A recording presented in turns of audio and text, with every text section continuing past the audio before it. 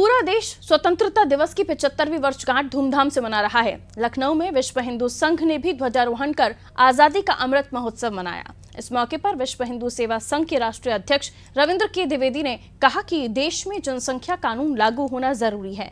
रविंद्र के द्विवेदी से खास बातचीत की अनादि टीवी संवाददाता अश्विनी सिंह ने।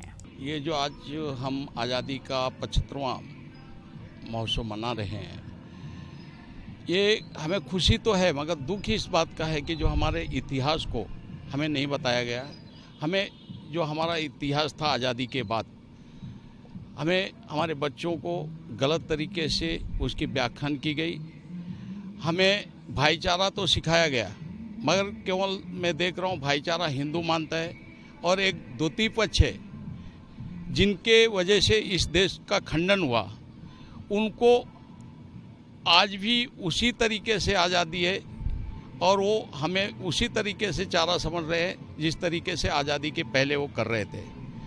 आज हमें सोचना पड़ रहा है कि हम अपने आप को किस तरीके से संरक्षित रख सकें, क्योंकि जिस तरीके से पिछले कुछ दिनों से हिंदुओं के प्रति डर का माहौल ज़बरदस्ती पैदा किया गया, एक टीवी डिबेट को लेकर के जिस तरीके से कत्लेआम हिंदुओं को हुए, तो हिंदुओं को अब जागरूक होना पड़ेगा और ये आज़ादी हमारी बची रहे।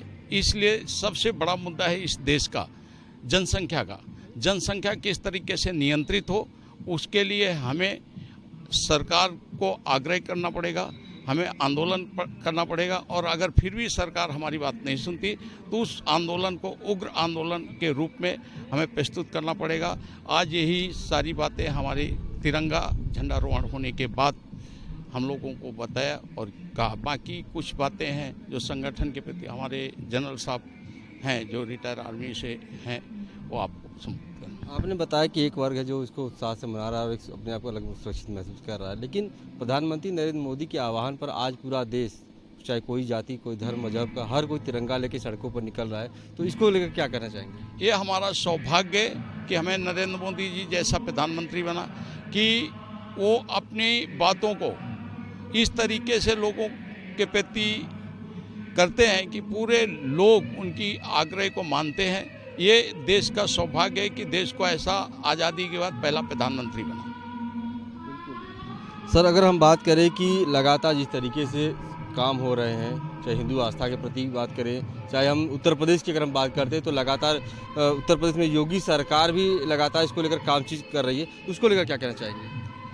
ये हिंदुओं के एकता का फल है कि आज उत्तर प्रदेश को योगी जी जैसा मुख्यमंत्री मिला और देश को माननीय नरेंद्र मोदी जी जैसा प्रधानमंत्री बना। ये सौभाग्य हमेशा बना रहे, इसीलिए हम कहते हैं कि जनसंख्या नियंत्रण कानून लगाना इस देश में अनिवार्य हो गया। धन्यवाद। ये थे हमारे साथ जो साफ तौर पर कहा है कि जो जिस तरीके का देश में माहौल है, उस माहौल से उबरने के लिए और साफ तौर पर जो समस्याएं हैं उसमें सबसे प्रमुख समस्या है जनसंख्या नियंत्रण। अगर इस पर काबू किया जाएगा तो कहीं ना कहीं देश जो है और तीव्र गति से आगे बढ़ेगी। वीडियो जर्नलिस्ट मन्ना के साथ अश्विनी सिंह, अनादि टीवी, लखनऊ।